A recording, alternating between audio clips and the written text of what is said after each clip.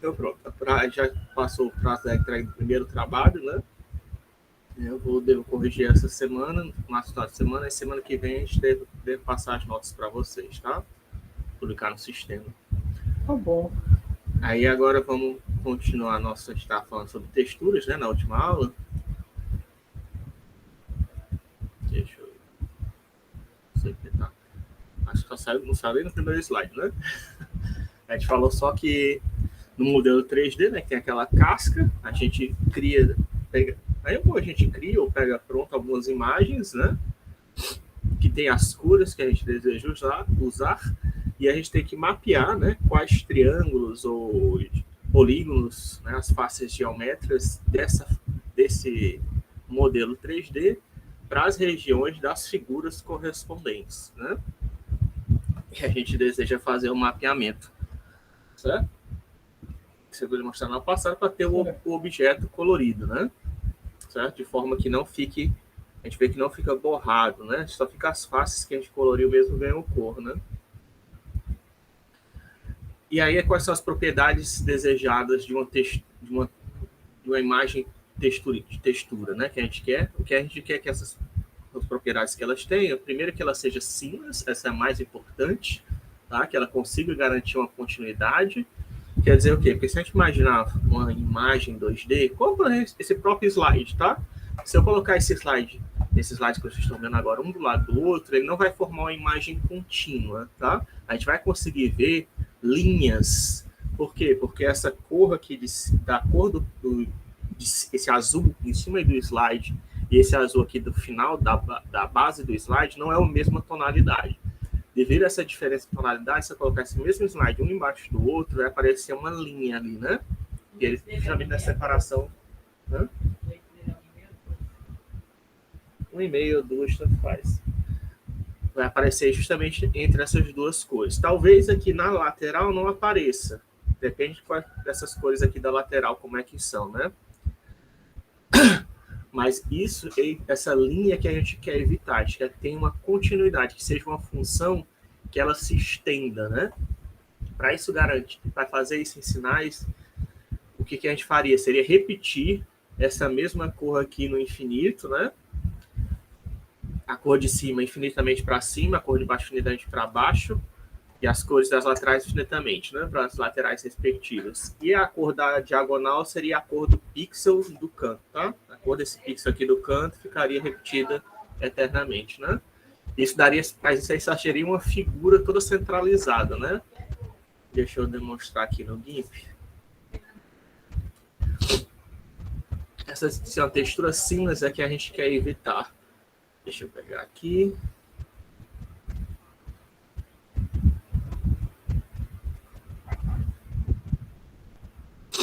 Deixa ele abrir. Por enquanto que ele vai abrindo, a gente volta para cá.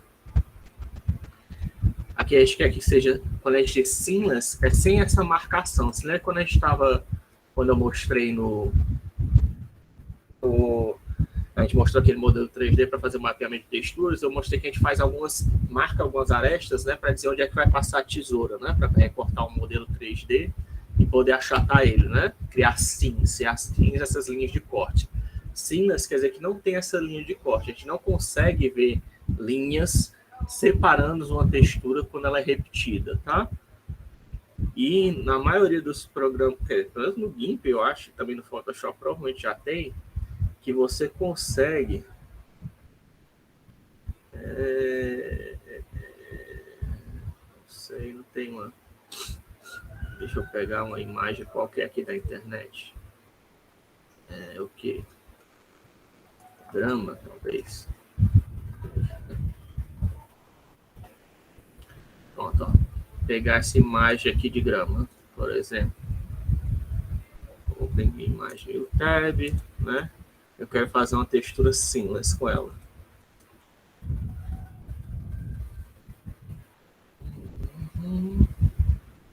Só para a gente poder ver um pouquinho melhor. Aí, ligar aqui o magnifier. Certo? Aqui tem o filtros. Acho que aqui é render.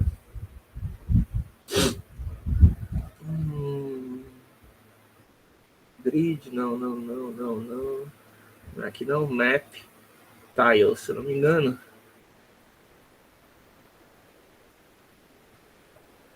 Não foi não?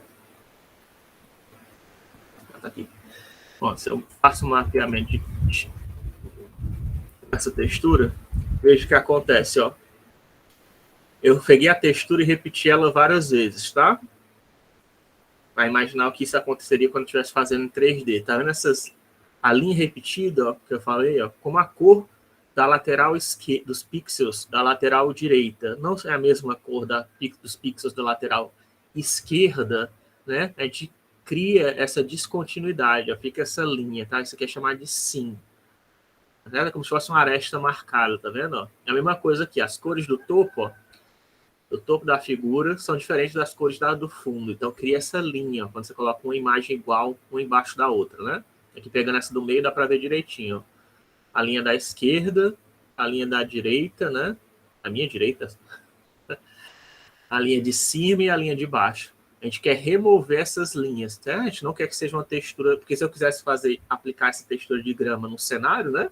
Ia dar para ver essas linhas, o jogador, ou então a pessoa navegando no ambiente virtual ia notar essas linhas e quebra o realismo, né? Então, o que a gente faz? A gente pega a textura, deixa eu pegar aqui, o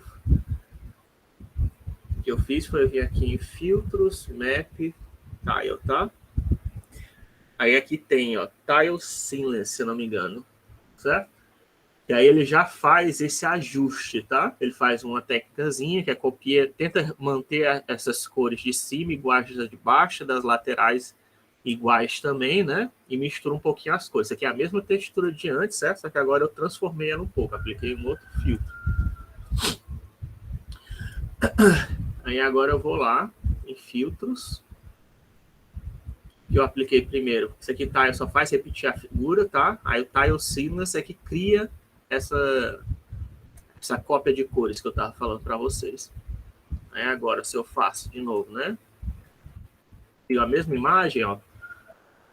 Agora já não dá mais para perceber, não deveria dar para perceber as linhas, né? Ó, que aparece que isso aqui é uma imagem contínua, né? Ó, certo? Já dá para usar isso aqui como textura de grama, certo? Que dificilmente alguém vai perceber. Olha a diferença para essa. Ó. Essa a gente vê claramente as linhas, né? Ó. Essa daqui já fica muito mais difícil de perceber, né? As linhas, ó. Tá? Ainda achei meio ruim aqui esse algoritmo. Então, esse aqui é um algoritmo que ele fez, não dá para perceber mais ou menos uma linha aqui, né? Mas já disfarçou bastante, né? A ideia, certo, de fazer isso manualmente, se você fosse fazer, é tentar como a linha cria justamente nessas bordas, é ajustar as cores das bordas para que as cores das bordas de cima sejam iguais à de baixo, da esquerda sejam iguais da direita. Só que se você fazer isso na força bruta, isso também vai acabar ficando perceptível. Então você aplica um blur, né? Que é isso aqui que a gente está vendo que ele fez, ó, tentou fazer. Aplica um embaçamento nessa região, quando você for fazendo essas cópias, você vai copiando e aplicando o blur. Copia de baixo para cima, aplica um blur. Copia de cima para baixo, aplica um blur. Baixo para cima, de cima para baixo, da esquerda para a direita, da direita para a esquerda, e ficar aplicando um blur até você chegar num resultado mais ou menos que você acha convincente. Tem essa ferramenta de clone, tá? Que ajuda isso. Também existe no Photoshop outras ferramentas de edição de imagem que você pode copiar o lado da direita para o lado da esquerda, né? Usando a ferramenta de clone, né? E a mesma coisa com a de cima para de baixo, sendo que você tem que aplicar o blur para enganar a transição, né? Que aí você consegue fazer uma textura seamless, que é quando você repete, vai gerar um resultado desse, ao invés de gerar um resultado desse daqui, tá? Então, essa é a primeira propriedade que a gente deseja que a textura seja, e tem, tá? Agora você tem que tomar cuidado que tem gente, que eu tô focando nisso, que tem gente que fala que uma textura é seamless e ela não é seamless, tá? Eu fico muito chateado isso na internet. E o cara diz, não, minha textura é seamless, é baixa, né? Porque é de alta qualidade, só que aí não é, tá? Aí o que você pode fazer? Você pode ou tentar corrigir manualmente, ou ir no Photoshop, no GIMP, no programa de edição de imagem e tentar corrigir, né? Ele provavelmente deve ter um filtro para gerar a textura de forma seamless. Mas o ideal é você pegar uma textura que já tenha essa propriedade em mente, né? Ser seamless é como você está querendo que a textura seja uma função contínua, essencialmente, tá? Que ainda tenha, não existam transformações de cor muito bruscas, que o gradiente das transformações de cores seja suave, né? Um verde, a transição de um verde para o outro seja aos poucos, né? A transição, de repente, de uma cor para outra ocorra naturalmente, né? Isso aqui é ser seamless, tá? Geometrias análogas, que é a segunda propriedade, é que você quer que quando você tem uma malha, que tem aquela casca 3D, né? Aquela roupa que está vestindo um objeto 3D, que pode ser tanto por triângulos ou quadriláteros, ou quadrângulos, né? Ou triláteros também, né? Triângulos ou triláteros, quadriláteros, quadrângulos. Você quer que os elementos que formam o seu modelo 3D tenham mais ou menos o mesmo tamanho, tá? Porque se você quiser, você poderia, né? De repente, se fosse modelar, né? De repente, o meu rosto aqui, eu poderia tacar um triângulozão aqui grandão, né? E depois ia diminuindo os triângulos de tamanho para ficar triângulozinhos pequenos aqui em volta, né? Isso daí não é muito legal, tá? Porque se eu for aplicar uma textura em cima desse triângulozão grande, a mesma textura que eu aplicar em cima do triângulo grande aqui na minha testa, e a mesma textura aqui no triângulozinho pequeno aqui na minha bochecha, isso pode criar cores diferentes, né? Pode quebrar a ilusão da texturização, porque você vai sempre aplicar as mesmas cores, né? Em cima desse triângulo aqui, né? Pode criar um esticamento das cores, né? Como é que eu posso dizer isso? A deformação das cores, né? Porque quando você vai pintar um triângulo, né? Você pega o que? As cores nos 3 vértices, né? Vocês já sabem disso, que é fazer a interpolação bilinear, né? A gente pega as cores dos 3 vértices e aí preenche ela usando as cores das 3 vértices, usando algum método de interpolação bilinear, né? Só que se for um triângulozão grandão, essas cores vão ser esticadas naquela região maior, né? E numa região menor, elas também vão ser esticadas, mas menos, né? Que é uma região pequenininha. A ideia, para que não ocorra que seja uma textura mais ou menos normal, que você quer que esses triângulos, que as cores estão sendo esticadas, né? Pode ser outra geometria, pode ser um hexágono, um quadrado, seja o que for, tá? Estou usando triângulo porque é a geometria é mais simples. Para você não ter essa deformação das cores, é que você quer que eles tenham mais ou menos o mesmo tamanho, tá? É lógico que também você pode, quando você for fazer o mapeamento da textura, de repente você pode colocar o triângulo para ocupar mais espaço na textura, né? Se a textura for toda uma cor só, né? Isso não vai fazer diferença, né? É lógico também, né? Se tiver, tipo, a cor textura então for verde, né? Um verde único, não vai fazer diferença. Mas se for qualquer outro tipo de verde, já vai, né? Já vai influenciar. Se tiver um degradê, né? Porque você vai ter, se você colocar os triângulos do mesmo tamanho, vai acontecer na textura. Se os triângulos na textura forem diferentes dos triângulos no modelo 3D, você vai criar essa deformação. Se eles tiverem o mesmo tamanho, vai ter que um triângulo vai ter mais variações de cores do que outro, né? Então, né, para que você tenha essa correspondência, você quer que os triângulos na sua geometria tenham mais ou menos o mesmo tamanho, e os triângulos que estão em cima da imagem 2D da textura também tenham mais ou menos o mesmo tamanho, tá? Para evitar deformação. Topologias análogas, né? Essa é a terceira propriedade. Quer dizer que você quer que a vizinhança, né? Que você, cada vértice tem uma série de triângulos que são conectados, ou quadriláteros conectados a ele, né? Você quer que a quantidade de faces conectadas àquele triângulo seja mais ou menos igual, tá? Também para evitar possíveis deformações, tá? E esse pontinho, né, que está sendo interpolado entre várias faces, é bem suave, né? Esse erro específico é porque nesse ponto, se ele for uma região de encontro de várias faces diferentes, né, você pode notar diferença, né? Se ele acontecer com muita frequência, né? Você quer evitar isso, é chamado de, tem um nome tão especial para isso, é um ponto de, não é gargalo, Fui com gargalo na cabeça, mas tem um nomezinho específico, tá? Para isso, não tô lembrando agora.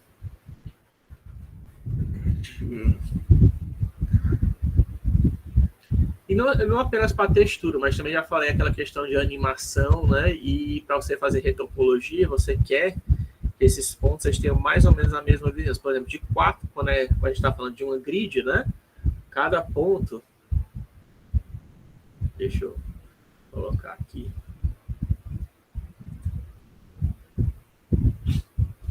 No caso de uma grid, né? Aí, cada vértice só teria 4 quadrados vizinhos, né? Certo? Isso no caso de uma grid. Deixa eu colocar aqui para a gente.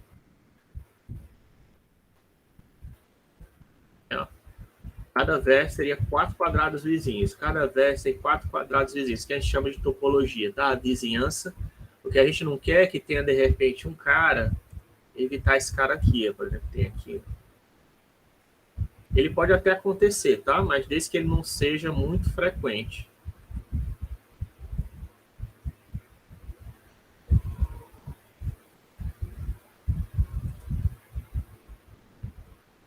Você também pode colocar embaixo do sovaco, né? Alguma coisa assim para esconder, tá? Certo? Ó, por exemplo, esse cara aqui, esse aqui é um vértice que tem 5 quadrados de vizinhança, né? Esse aqui é um cara que seria bom tentar corrigir, certo? Mas o que eu falo de manter mesmo a topologia é você tentar que todo mundo tenha 4 vizinhos. 5 não é tão grave, não. Pode até ter mais, tá? 6, 7 quadrados de vizinhança. Você pode apertar quantos quadrados você quiser ali, tá? Isso aqui é mais difícil de você... Até aquela... Outro motivo, né? Para você ver quadriláteros. Quadriláteros é mais fácil de você contar. Você vê que a natural é ter 4 vizinhos, né? Qualquer coisa diferente disso, você sabe que pode corrigir, né? Triângulos não existe, né? O mínimo.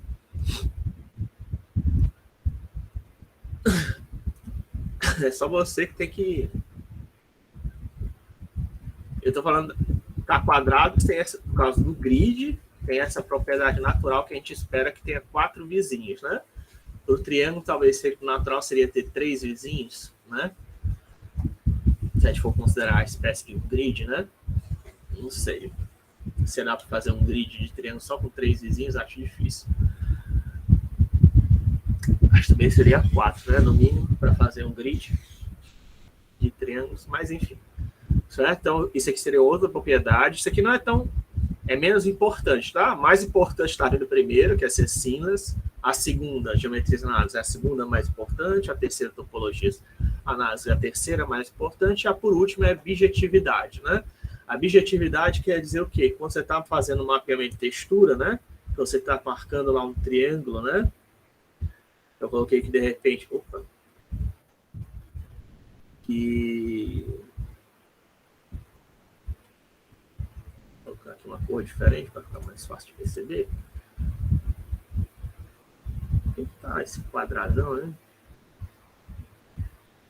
Pixel tá muito grande. Vou colocar um pixel de 7. 6 pixels tá bom aqui, deixa eu ver.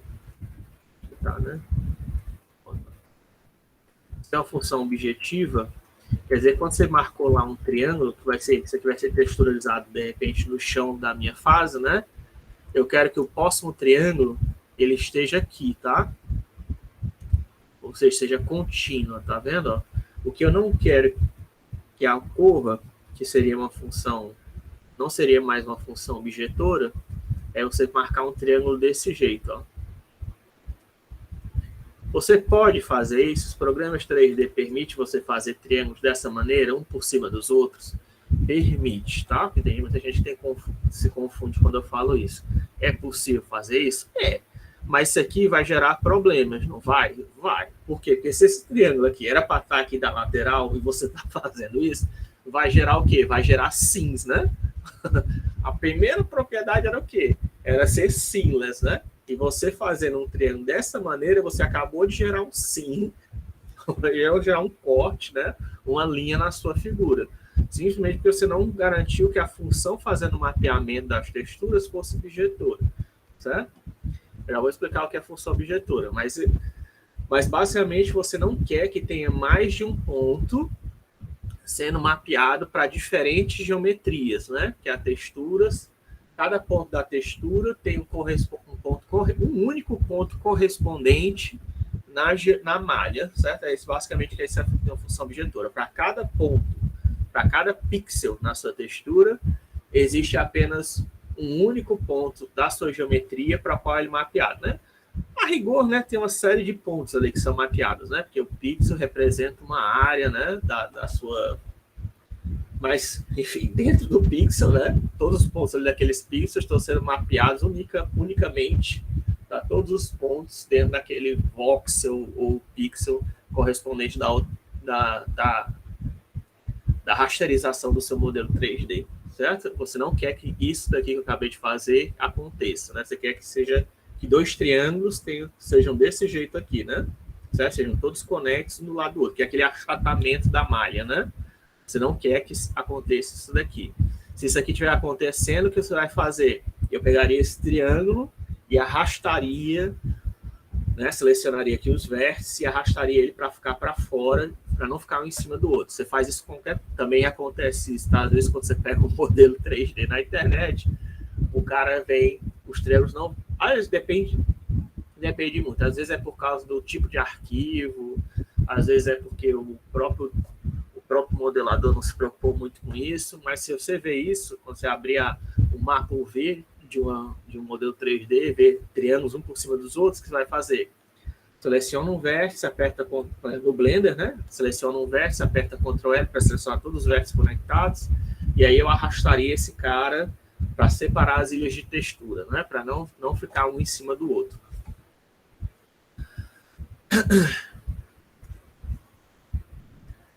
Então, essas são as propriedades desejadas, tá? de uma texturização.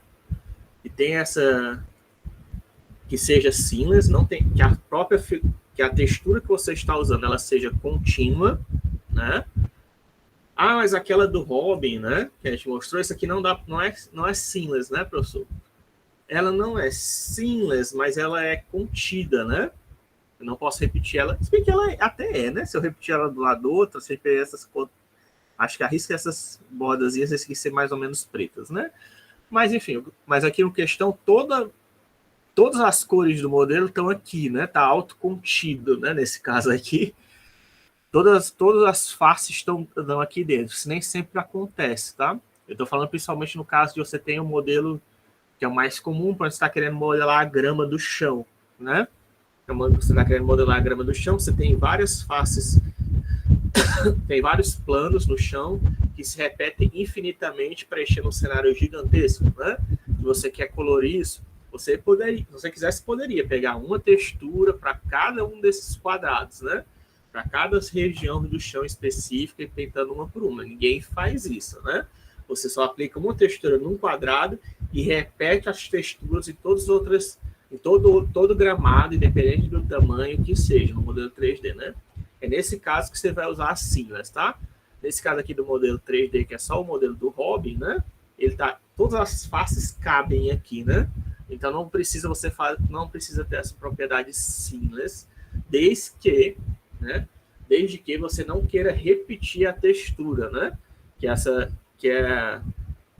Que o modelo 3D seja contido, né? Em si seja fechado, não seja aberto, né? Mas por isso que eu disse que é propriedades desejadas, né? E não obrigatórias, tá? Mas de forma geral você quer isso. Você quer fazer uma texturização até mesmo, tá? Se você quisesse, por exemplo, pintar aqui a capa do Robin com a textura de grama, né?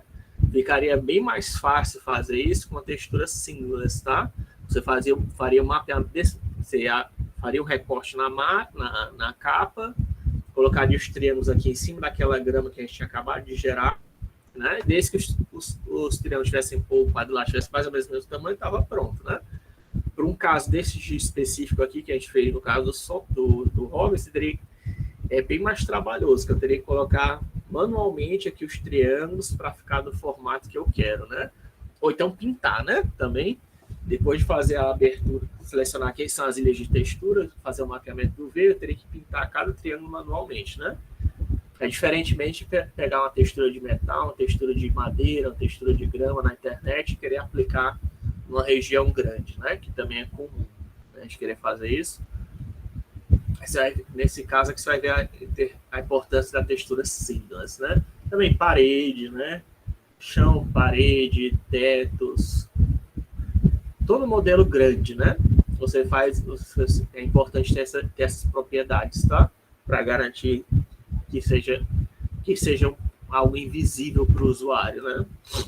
Que ele não note que você está se repetindo uma porção de figuras uma do lado da outra, né? Aí o que é só injetora, objetora e sobrejetora, né? Para vocês lembrarem. Aqui uma função que não é injetora e não é sobrejetora. A gente tem elementos do conjunto destino que não recebem, né? Não recebe nenhum mapeamento, tem um conjunto domínio contra domínio, né? Isso aqui é a imagem da nossa... Todo mundo que recebe isso aqui é chamado de imagem, né? A imagem não é igual contra domínio, então não é uma função nem sobrejetora nem injetora, e a gente tem pontos, ó, que recebem o mesmo resultado, né? Ó, 3 e 4 estão sendo mapeados para a mesma região, que é aquela história que é como se tivesse um triângulo por cima do outro. A função injetora já evita isso, né? Ó, cada elemento do domínio recebe um único elemento do contradomínio, né? Esse aí já está garantido, só que ainda tem regiões que não estão recebendo. Quer dizer o quê? Você imagina que isso aqui é a textura, o domínio é a nossa textura e o contradomínio é o nosso modelo 3D, tá? Então, o que acontece nesse caso aqui? Quer dizer que vai ter regiões que não vão estar recebendo o corpo, né? Então, não é isso que a gente quer. A gente quer que todo mundo receba, que é a casa da sobrejetora, né? Todo mundo que está no domínio, todo mundo que está no contradomínio, a imagem seja igual ao contradomínio, ou seja, todo mundo que está no contradomínio receba, né, uma setinha, né? E, por sua vez, né, que todo mundo que está aqui na imagem, que aí é a função injetora, mapeie para alguém no contradomínio. Se tem essas duas propriedades, você tem uma função objetora, quer dizer que ela é injetora e sobrejetora. Quer dizer o que na prática ser uma função sobrejetora, professor? Quer dizer que a função tem inversa, tá? Se for falar em termos de álgebra linear, quer dizer que a nossa função tem inversa. Quer dizer que eu consigo pegar a partir do x, eu consigo calcular um f de x, e fazendo o inverso do f de x, eu consigo retornar o valor de x, né? Com x eu chego num y, e com y eu consigo descobrir quem foi o x original, tá? Isso é uma função sobrejetora, quer dizer que cada ponto na textura tem um único ponto correspondente no modelo 3D, e cada ponto no modelo 3D tem apenas um ponto correspondente na sua textura, tá? Isso que seria uma função objetora. Outro jeito de dizer isso quer dizer que a função tem inversa. Tá?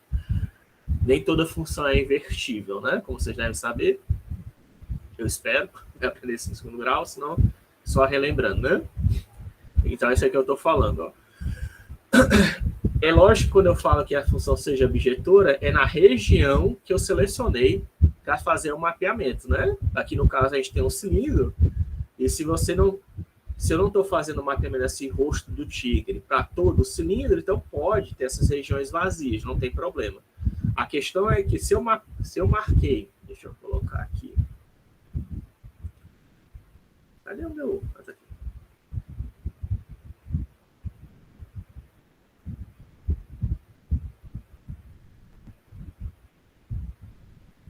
Vamos. Quando abrir, vai abrir uma porção, né? Se eu clicar de novo no Openboard, ele vai abrir outro. Mas não abriu, cara. Eu tenho a impressão que eu cliquei. Não estou vendo o Openboard. Ele fez se foi abrir e não abriu, né? Cadê? Não estou vendo ele.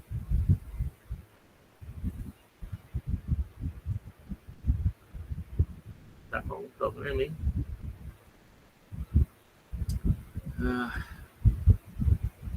Deixa eu pegar isso aqui, então copiar ali vou copiar pro GIMP, que a gente vê isso aqui no GIMP, então. New.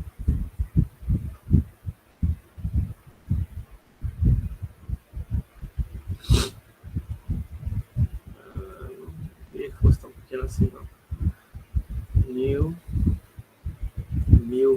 1000. Esse tamanho, tá. Certo? O que eu estou querendo dizer? Essa é a região que a gente está mapeando, é essa daqui, ó. Certo?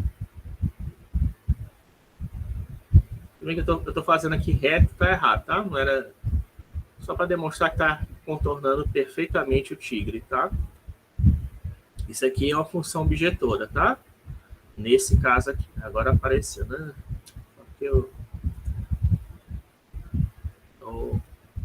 ele está procurando atualização. Bueno, não atualizei esse negócio.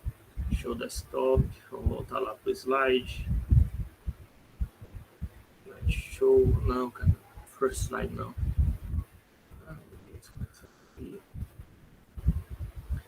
Pronto. Tá? Se a região que eu estou fazendo a mapeamento é essa daqui, né?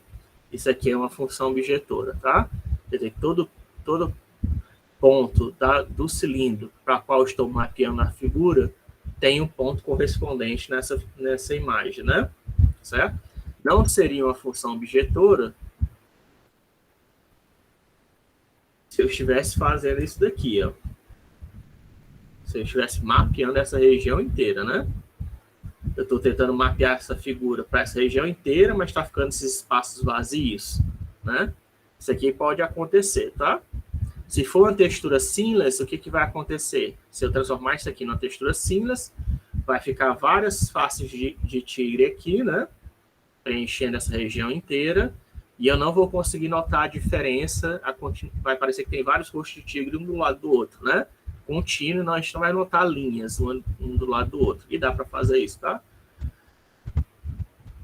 Mas aí, se for uma textura cinza, a função objetora, é isso que aconteceria. Teria vários rostos de tigre um do lado do outro e eu não conseguiria notar uma linha de transição entre eles.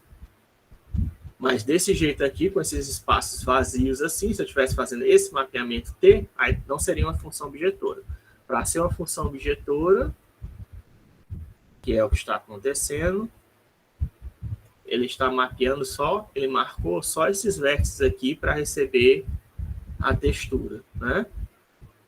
E aí está sendo esse vértice aqui corresponde a esse vértice. É o mais simples que tem, tá? Esse caso aqui é que esse vértice aqui corresponde a esse vértice corresponde a esse vértice corresponde a esse vértice do canto e esse vértice corresponde a esse vértice, né?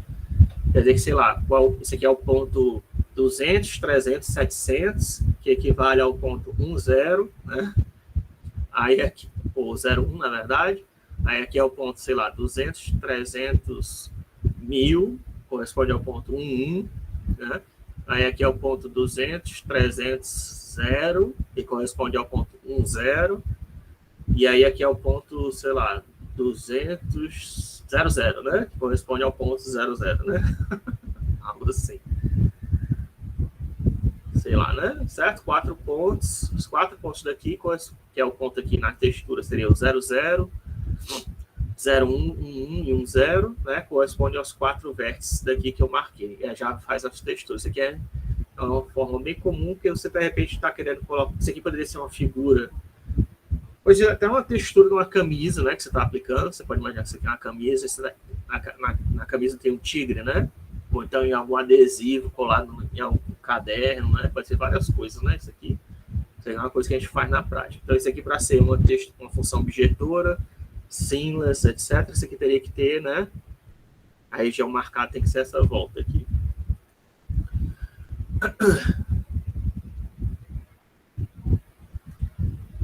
Certo? E aí é que permite que isso aconteça, né? Do mesmo jeito que você consegue fazer mapeamento de lá para cá, né? Da textura para o modelo 3D, também consegue fazer o modelo inverso, né? Do modelo 3D para a textura, ou então você ir de lá isso no espaço 3D, né? Fazer esse mapeamento inverso. Isso só mostrando que existe a função inversa, né?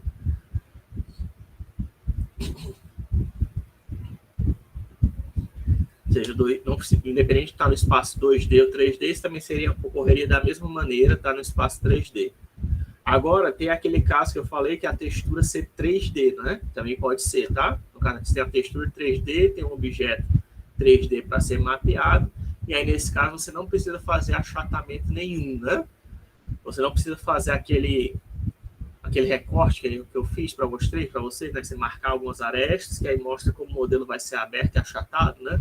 Você não precisa fazer isso quando é uma textura 3D, tá?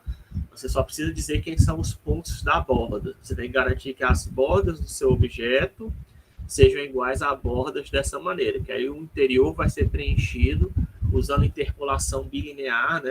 Na verdade, trilinear, que a gente já viu, né? No caso do mapeamento 2D, você tem que fazer aquele mapeamento bilinear, né? No caso de textura 3D, não. Você já vai fazer vai fazer texturização, mapeamento trilinear, né? Que é percorrendo o volume, né? Inteiro. Isso aí é mais difícil você fazer isso na prática, tá? A não ser que você esteja lidando com imagens médicas ou imagens sísmicas, né? De geologia. Você não vai fazer isso, né? Que são específicas da física, engenharia, geofísica ou medicina, né? Você não vai mexer com texturas 3D. Para entretenimento, para simulações e aplicações em geral, geralmente a gente só faz mapeamento 2D, tá? Mas só para você saber que isso também é possível, tá? Existe fazer mapeamento 3D. E aí, como é que a gente cria? Se eu quisesse criar a minha própria textura, quais são os métodos de criação de textura, né? Os métodos de criação de texturas que tem é síntese a partir de cenas reais, quer dizer o quê? Você pega a sua câmera, a melhor câmera que você tiver em casa, e você quer criar uma textura, você vai fazer o quê? Vai bater foto da grama, você pode bater foto do céu, né? Você pode bater foto da parede, né? É uma maneira bem simples de criar textura, tá?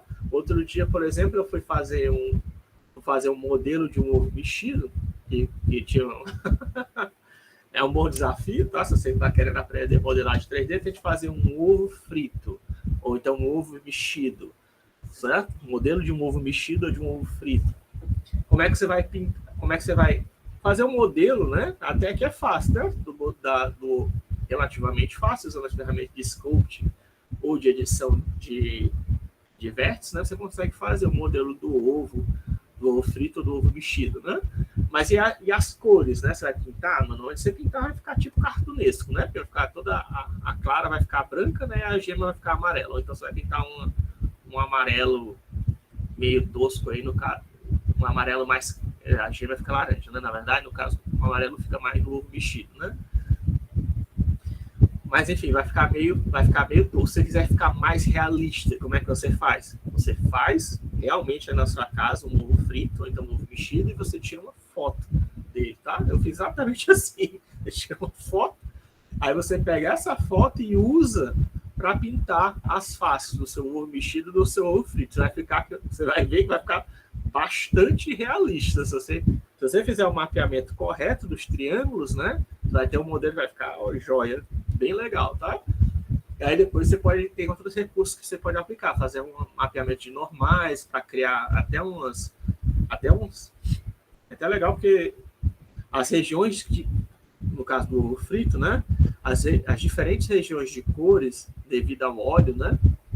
Você consegue usar perturbagens normais para criar essas mini diferençazinhas na textura. Mesmo que não no modelo 3D não exista, certo? Você aplicando a textura e fazendo esse mapeamento de normais, que eu vou mostrar isso para vocês, quando a gente fizer a aula prática, você vai ver que já fica parece um ovo mesmo, assim, de verdade, fica bem realista. Eu não sei se eu tenho esse modelo, eu vou ver se eu pego ele para vocês. Se eu tinha feito isso, agora eu não sei se eu tenho ainda aqui. Eu não sei se eu já salvei no meu HD. Eu tenho um HD externo, né? Que eu salvo as coisas. Mas eu não vou procurar isso agora, porque você já perdeu muito tempo de aula. Certo? Mas seria um jeito de você fazer um mapeamento de textura, seria isso, tá? Você pegar uma câmera fotográfica e bater a foto, né? Lógico que você também pode criar textura, o quê? De repente, usando uma mesa digitalizadora, né? Também vale, tá? Você pega uma mesa digitalizadora, gira a sua textura, ou então abre o Photoshop ou o GIMP, também tem gente que faz isso, começa a aplicar vários filtros, né? Até gerar uma textura de metal, uma textura de ouro, uma textura de madeira, tem, né? Se você procurar na internet, você vai ver como gerar uma textura de madeira. É o cara do Photoshop ou o GIMP, e ele faz isso na mão, né? Essa também é uma síntese, né? Você está usando uma imagem real que você tem na sua cabeça, né? O jeito mais fácil é bater foto, tá?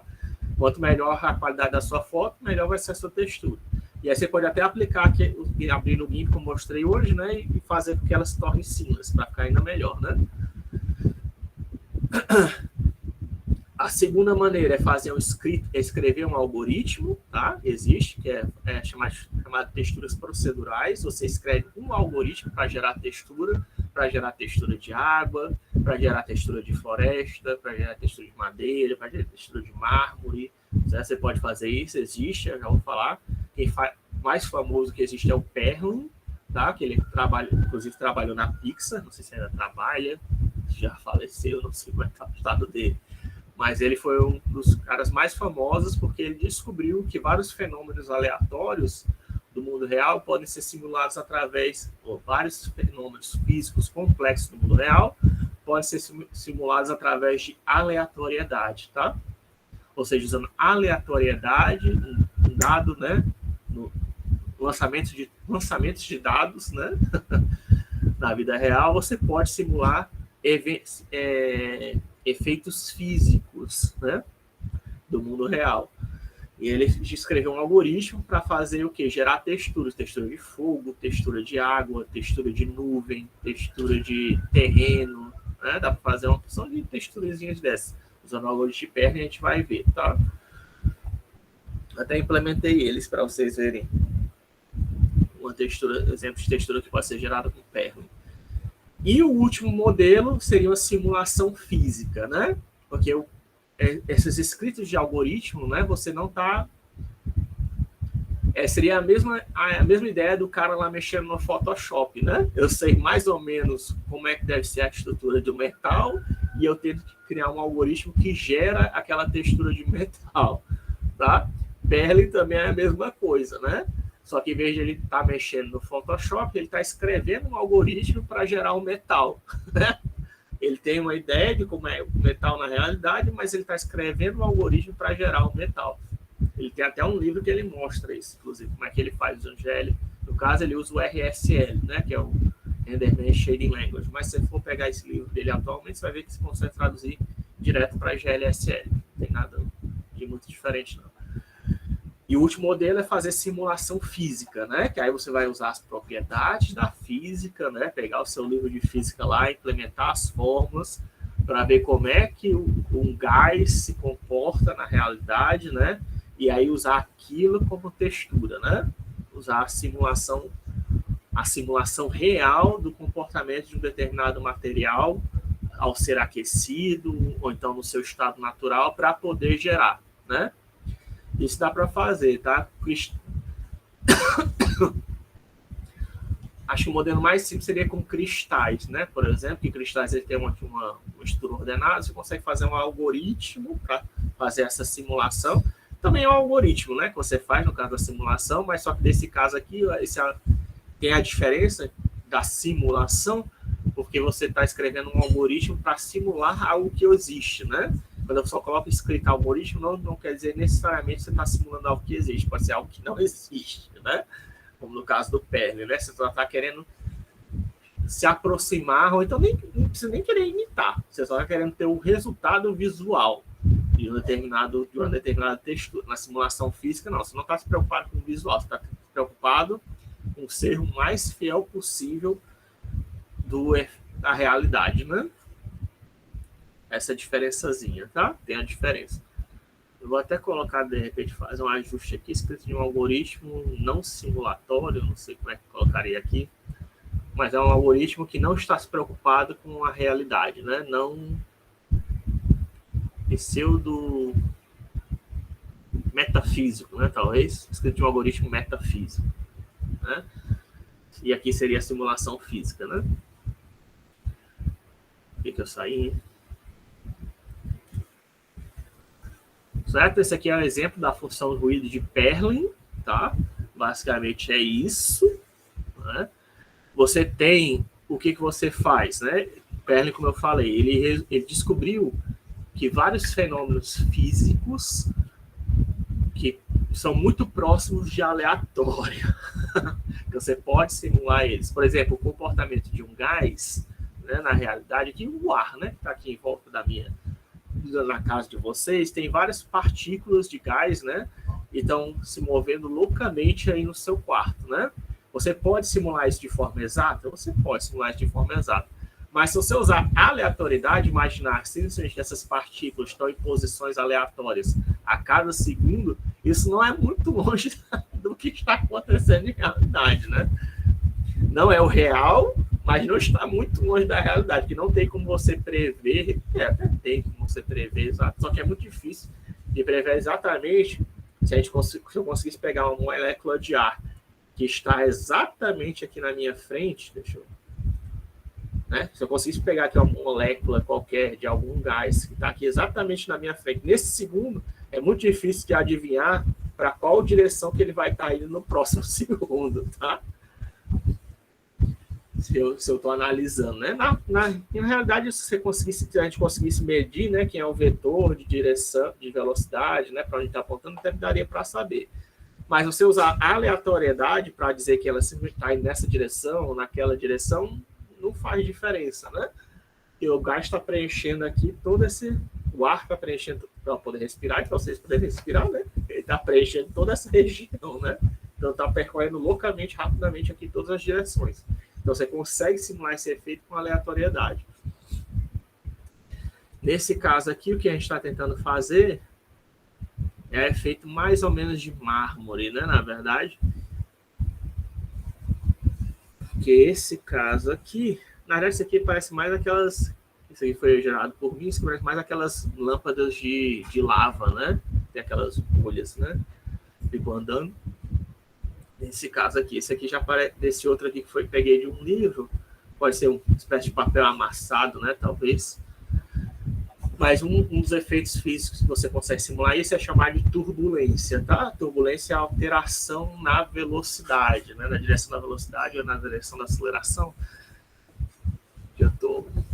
Acho que é na direção da velocidade, né? Então, a aceleração. Você consegue simular turbulência usando o Perlin, né? Qual é a ideia, certo? A ideia de Perlin é que você usa uma grid, né? Usa uma grade, pontos igualmente espaçados, tá? Mas tem que ter esse espaço entre os pontos. Você sorteia, pega vetores e sorteia direções aleatórias nesses vetores, tá? Em pontos igualmente espaçados. E agora você vai usar esses vetores em pontos igualmente espaçados para fazer uma interpolação, né? Entre eles, bilinear ou trilinear, se for o volume, para gerar a continuidade, né? Por exemplo, Por isso tem que ser igualmente espaçados, tá? Porque se tem um vetor que você sorteou aleatório para cá e você tem um outro vetor que você sorteou aleatoriamente para cá, você fazendo a interpolação, você vai ter essa transformação aqui contínua, né? Você consegue fazer essa interpolação bilinear ou trilinear, né? A continuidade, a transformação desse vetor.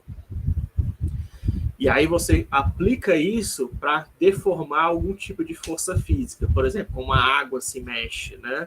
Ou então as velocidade de um gás, né? Ou então o fogo. Você usa isso para criar turbulência, né? Para fazer deformações na textura, certo? Com isso você já consegue simular esse tipo de efeito aqui. Ou seja, você combina isso com alguma função. E a função pode ser qualquer função que você queira, tá? Aí depende de você. Qual é a função? Pode ser uma função senoide. A função senoide, ela simula o quê? Parece uma onda do mar bem comportada, né? Se você pegar essas vetores aleatórios em posições igualmente distantes, interpoladas, e aplicar em cima da onda, né? O vetor velocidade seria equivalente ao gradiente, a turbulência seria a aceleração que mexe em cima desse vetor velocidade. Se aplicar isso, vai gerar uma perturbação na água. Ela já não vai ficar se movendo perfeita, não vai ficar mais uma ondazinha perfeita. Ela vai ter umas deformações que vai simular um efeito de água, né? Certo? Você também pode fazer... O Perlin não é só sortear vetores aleatórios também, tá? Você também pode sortear nesses pontos igualmente espaçados valores escalares, tá? Na verdade, no paper do Perlin original, você encontra todo tipo de explicação na internet, Mas no paper original ele sorteia tanto valores escalares para esses pontos como vetores aleatórios, tá? Os dois. E aí você decide se você quer, dependendo da função, do efeito que você está querendo simular, se você vai usar só esses valores para modificar a sua função, ou se você vai usar esses vetores para modificar as acelerações, né? Acelerações, entre aspas, né? Quer dizer, vamos modificar o gradiente, né? Seria a velocidade, né? O vetor velocidade de transformação desses pontos, ou só os vetores ou só os valores, você escolhe, né? Mas se você usar só os valores, tem utilidade? Tem. Se você usar só os valores sem os vetores, você consegue gerar uma cadeia montanhosa, por exemplo, tá?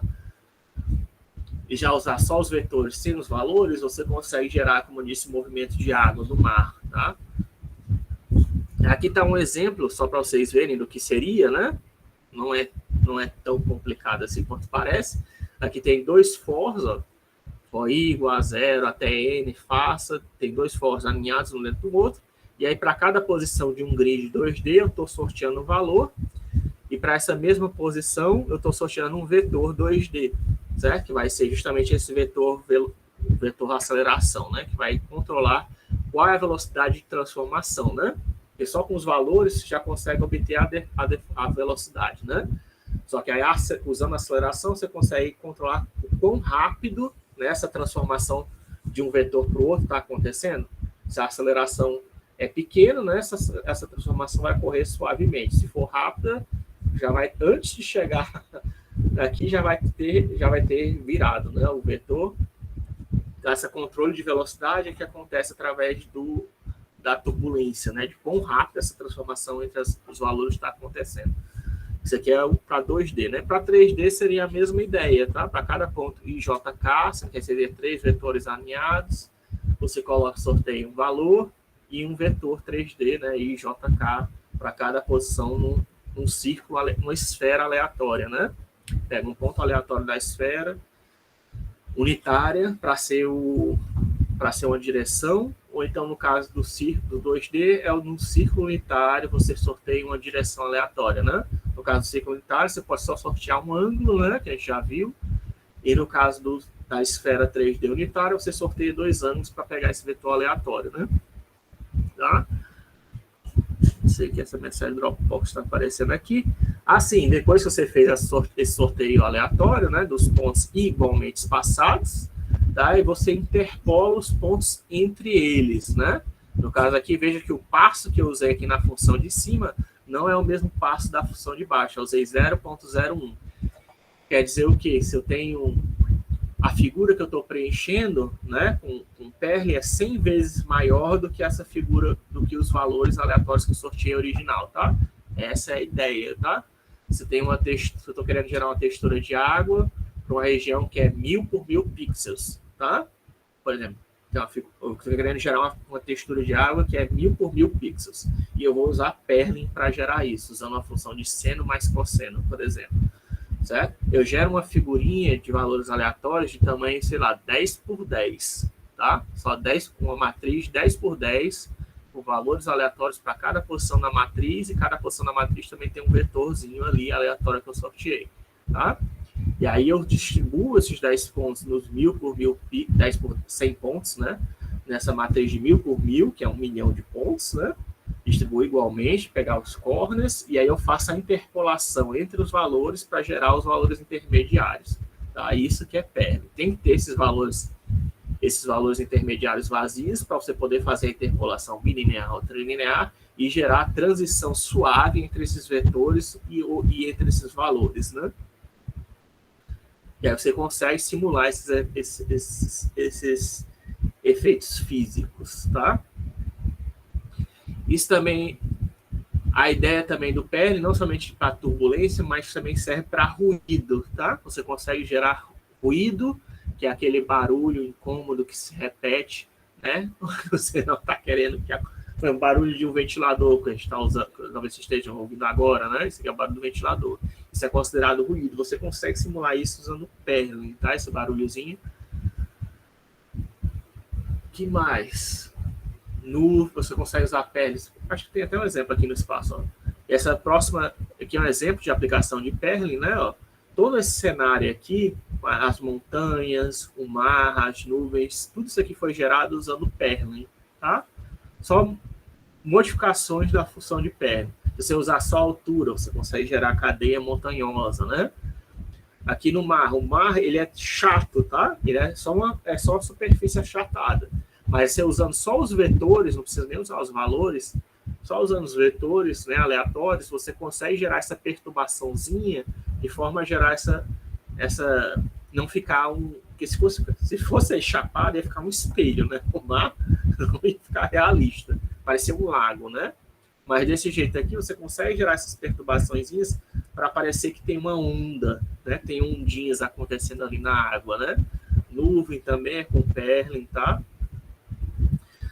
E outro exemplo aqui é mármore, ó, essas faixas aqui de mármore, ele até está mostrando aqui. Isso aqui é a função senoide 2D, tá?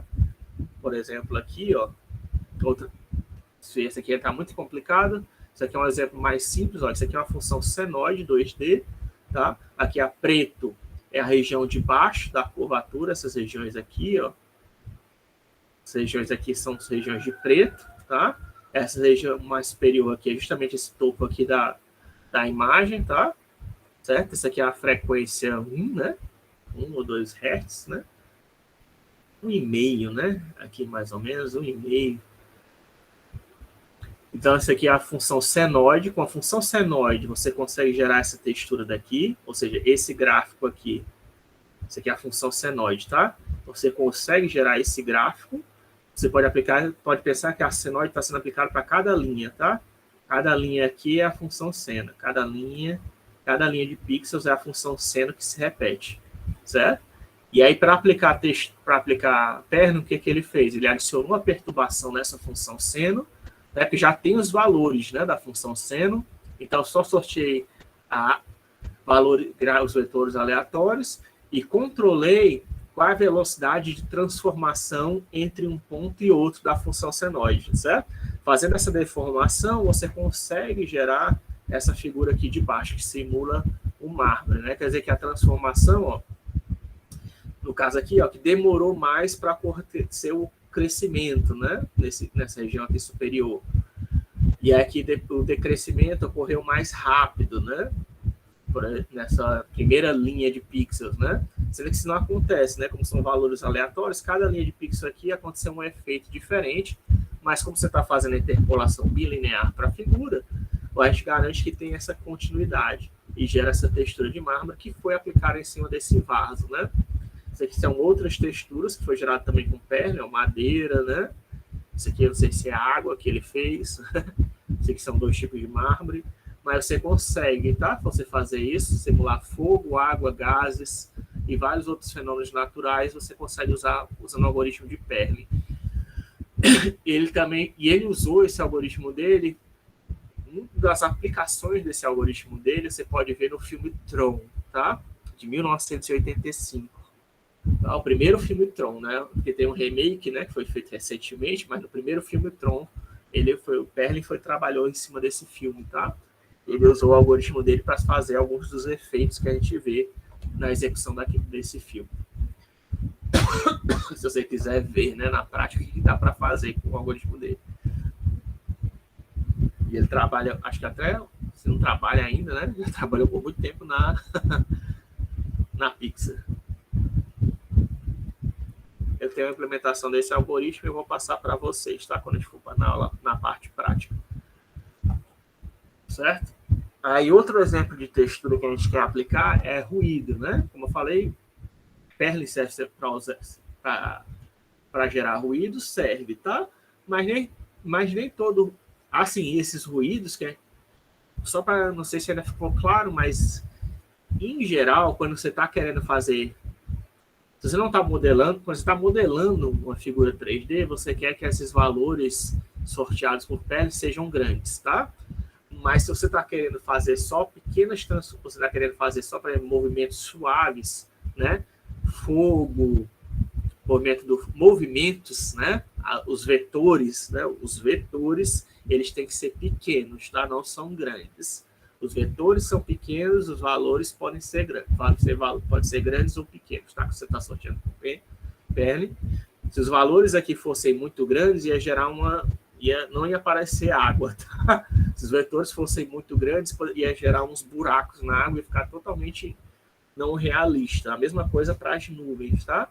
Não podem ser vetores muito loucos, não. Vetores muito loucos, muito grandes, né? Poderia gerar uma deformação que não ia ficar legal, não ia parecer mármore. É como se você estivesse fazendo pequenos empurrões, tá? Na função, para deformar ela. Você quer fazer a mesma coisa com o fogo, né? Imagine o fogo. O fogo, ele se mexe, né? Aleatório, mas o fogo não está vibrando numa determinada direção e de repente ele pula para o outro canto do quarto, não, né? Dificilmente, a não ser que tenha um vento, né, soprando fogo, alguma coisa assim, né? Ele fica mais ou menos vibrando numa mesma direção. Para fazer essa mini vibração que o fogo faz, né, tem que fazer que esses vetorizinhos sejam pequenos, tá? Que a deformação não seja tão grande assim. Só um detalhezinho, né? Mas nem todo ruído você pode querer simular com Perl, né? Existe um tipo de ruído que acontece muito, até apesar do ter usado no caso do ventilador, o ventilador talvez seja mais um ruído periódico, né? Melhor, apesar de poder ser usar Perl, você não precisa usar Perl, né? Para ele, que é aquele ruído que se repete, né? Que é constante, você pode usar um outro tipo de função. Isso é principalmente aparelhos eletrônicos, tá? Máquina fotográfica, scanners, o que mais, hein? Algum tipo de sensor, né? Sensor de movimento, termômetro, né? Todos esses aparelhos que medem algum fenômeno físico, eles têm uma perturbaçãozinha, tá? Se você for mexer com um Arduino alguma vez na sua vida e pegar um daqueles sensores, né? Você vai ver que não fica um valor constante, né? Nunca é um valor constante, né? Porque sempre tem pequenas perturbações. Só que essas perturbações, elas são, em geral, quando é um problema do aparelho, ou então quando ou dependendo do que for, depende ele pode ser periódico, tá? Quer dizer que ele se repete ao longo do tempo. Por exemplo, no caso aqui do aparelho de TV, né? O aparelho de TV antigo, ele tinha esse ruído que devido a como ele era feito, tá? O aparelho de TVs antigos, aqueles de tubo, né? Eles desenhavam, às vezes, ou uma linha por vez, ou eles desenhavam só as linhas pares e depois as linhas ímpares, tá? Do aparelho TV, para aumentar a velocidade de atualização na imagem da TV. Eles faziam isso, tá? Ele pintava só as linhas ímpares e depois as linhas pares. E como isso aqui ele é feito através de uma tela fotossensível, você parecia que era uma imagem só, mas não era, tá? Aquilo ali está sendo redesenhado constantemente na sua frente. Devido a esse método de atualização de só as linhas pares e só as linhas ímpares, gerava que se você prestasse atenção, algumas linhas escuras na imagem, tá? Aí você pode até ver que alguns monitores em filme antigo, se você for ver, você vai ver que no filme antigo aparece, o cara tá olhando com o monitor, o computador, e aparece uma linha preta andando assim no monitor, né? Será que os monitores antigamente tinham uma linha preta que ficava passando na tela? Não é porque eu tinha uma linha preta que ficava passando na tela do monitor de tubo. É por causa desse mecanismo de atualização, que ele ficava desenhando as linhas uma por uma, só que é tão rápido que o nosso olho não percebia. Mas com a câmera filmadora ou fotográfica, você conseguia perceber. Ele conseguia capturar esse desenho que estava acontecendo nos monitores e nas TVs antigas, né? Isso hoje em dia já não acontece, né? Porque essa tela de LCD ou de LED, cada pixelzinho aí na sua tela tem uma lâmpada exclusiva para ele, né? Mas antigamente não. Antigamente você tinha um canhão e o canhão é que ficava desenhando a tela, né? Como se fosse o osciloscópio. Não sei se já viram o osciloscópio na vida de vocês, mas o osciloscópio ele funciona nesse princípio. Ele tem um canhão que ele desenha só uma linha, tá? Foi até um dos primeiros aplicativos gráficos, era assim, tá? O primeiro jogo, inclusive, foi feito com um osciloscópio, tá? Você nunca viu na sua vida que é um osciloscópio, é isso, tá? ele desenha só uma linha, né? Esse aqui está desenhando mais, tá? Mas o osciloscópio tradicional, mais antigo, ele desenha só uma linha. E ele tem um canhão que dispara fótons para desenhar essa linhazinha, tá? A TV foi uma evolução do osciloscópio, de forma que ele conseguia desenhar essas linhas tão rápido que a gente via como uma imagem contínua, né? Certo? Hoje em dia a gente já consegue ter uma lâmpada exclusiva para cada ponto da tela, né? Por isso que a gente não tem mais esse efeito. Mas você ainda consegue, se você assistir um filme antigo, ou se tiver uma TV antiga na casa da sua avó, não sei o que, experimente fazer isso, olhar o seu celular, atrás da câmera filmador do seu celular, olhar a TV da sua avó, ou da sua mãe, né? Não sei se ainda tiver também. Se você estiver em casa, melhor ainda, né? Se ainda tem em casa, né? Use para filmar a sua própria câmera, você vai ver uma linha preta, né? Ou várias linhas pretas, dependendo do efeito, tá? Ou monitor também, né? Não precisa ser TV, não. Pode ser monitor também, que também é a mesma estratégia que era adotada, tá? E aí, eu digo isso que aí eu fiz o meu curso antigo de Photoshop, né? A gente até aprendia a fazer isso. Ó. A gente desenhava essas linhas brancas e pretas para simular esse efeito de televisão, tá? Para dizer que essa imagem aqui da Lena, ela está sendo exibida na televisão, a gente fazia isso, tá? Isso aqui é só um pixel, é porque aqui não tá, acho que não ficou exatamente um pixel, né? Mas se você fizer isso aqui exatamente um pixel branco, depois uma linha de pixels pretos, uma linha de pixel branco, uma linha de pixel preto, você vai ter uma imagem que parece estar sendo vista através de uma TV, tá?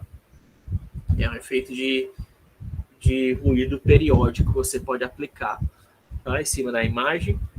Ou também fazer um xadrez, também, o pessoal também serve para fazer isso, também dá um outro efeito parecido de TV, certo? Mas é um efeito, é sempre esses efeitos de TV, para parecer que uma imagem está sendo transmitida para uma TV, é feito assim, tá? Era feito assim, né? Hoje em dia, não sei se mais tem isso, porque a imagem é igual, né? Do monitor, mas antigamente fazia assim, né? Você pintava alguns pixels brancos, alguns pixels pretos, e aí você combinava as duas imagens, tá? Fazendo o quê? Uma interpolação linear, tá?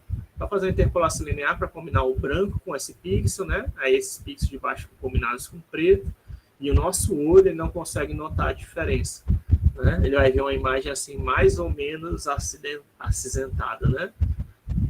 Aqui está aparecendo até que ela está sendo observada através de uma grade, né? Não ficou muito legal esse efeito, não. Não sei se foi porque eu deformei a figura. Enfim. Mas a ideia é essa, tá? Eu vou corrigir. Eu devia ter corrigido, mas esqueci.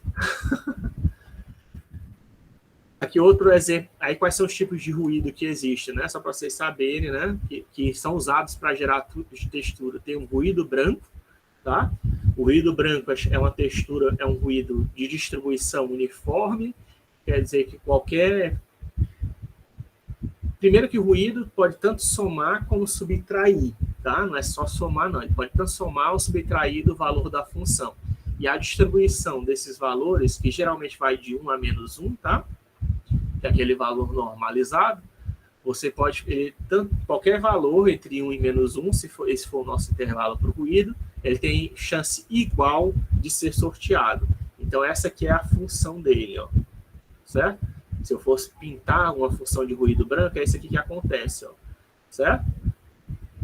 Está entre 1 e menos 1, e ele está sorteando em forma aleatória. Se eu tentar desenhar o histograma, né, a gente vê que cada valor tem mais ou menos a mesma chance de ser sorteado. É porque aqui eu não sorteio muitos valores, mas conforme eu for sorteando mais valores, isso aqui vai ficando cada vez mais, chegar num platô, né? E isso aqui está um exemplo de ruído branco que você pode, na prática, que você pode aplicar para geração de planetas, tá? Você pode gerar planetas usando o ruído branco, certo? Eu até sugeri na semestre passado, ninguém fez, mas quem quiser fazer, também está valendo esse semestre para ganhar um ponto na prova, na sua nota, se você quiser. É você pegar o quê? Como é que é esse algoritmo de geração de planetas usando o ruído branco? Você sorteia, pega uma esfera, né, o desenho da esfera, sorteia uma direção aleatória da esfera, divide a partir do centro, divide ela em duas, tá? E aí, usando o ruído branco, você vai ou somar ou subtrair a escala da esfera para ela ficar um pouquinho maior. Nesse caso aqui, o que aconteceu? Ó? Tinha a esfera original, foi sorteada, essas faces aqui do círculo, né, no caso, foram aumentadas, né, um pouquinho, enquanto que aqui a outra metade foi diminuída, ó, ficou aqui azul, tá vendo? Teve essa deformação que aconteceu. Um pouquinho da esfera, metade dela foi aumentada e metade dela foi diminuída. Isso aqui é a primeira iteração, tá? Que é o que aconteceu aqui, tá vendo? Sendo que isso aqui ele está aplicando só para as cores, né? Na verdade, não aplicou nem para a deformação da esfera. Se aplicar na geometria, você aplicar na geometria, isso vai gerar uma esfera com relevo, né? Certo? Desse jeito aqui, você não está mexendo no relevo da esfera, está mexendo só nas cores, mas tanto faz, tá? Os dois jeitos vai dar um resultado legal. Certo? Você sorteia uma vez, e depois você repete a mesma operação. Sorteia agora mais duas direções, aumenta um pouquinho a direção e diminui a outra, né? De acordo com o valor que você sorteou aleatório a partir do ruído branco, né? E são valores pequenos, tá? Lembrando, o ruído é sempre um valor pequeno que é adicionado à função, nunca é um valor grande. Aqui, depois de 3 iterações, depois de 100 iterações, é isso que você pode obter. A partir de 1000 iterações, você já tem uma espécie de planeta, tá? De uma textura que você pode usar para pintar planetas, que é usado para fazer aquelas simulações espaciais, né? Que você deve ter visto, eu pelo menos achava fascinante, né? Como é que você gera um planeta, né? Para fazer um sistema solar aleatório, né? Um sistema alienígena, né? Você pode usar usando ruído branco para gerar diferentes planetas. Aí, dependendo das cores que você usar, você pode gerar planetas de mais diversas aparências, né? Se quiser, você pode usar tanto valores como vetores, né? Aquela ideia do Perlin, né? Usar valores quer dizer que você está mexendo só nas cores. Usar vetores quer dizer que você está mexendo ou na velocidade de transformação das cores, ou também você pode estar mexendo na geometria, né? Você que sabe. Você pode também ter valores e vetores tanto para a geometria como para as cores, né? Que você estaria aplicando o ruído de Perlin 2 vezes, né? Você que sabe. Se alguém que fizer qualquer um desse jeito, seja para modificar a geometria, para modificar as cores, para fazer esse gerador de planetas e mostrar o resultado, né? Eu dou um ponto na sua nota, tá? Ruído gaussiano, né? O ruído gaussiano é parecido com o ruído branco, né? Só que o ruído gaussiano, qual é a diferença? Tem a função de Gauss, né? Que é essa que está mais ou menos aqui para ver no histograma, ó, que é tipo um sino, também chamado de função de sino, né? Quer dizer o quê? Que os valores medianos eles têm mais chance de ser sorteado do que os extremos. Se ainda estamos no intervalo de menos 1 a 1, quer dizer o quê? Que os valores próximos de zero têm mais chance de ser sorteado do que o 1 e o menos 1. Tá? Isso tem utilidade, professor? Tem. Por exemplo, aqui no caso, para fazer com que o quadro seja pintado, certo?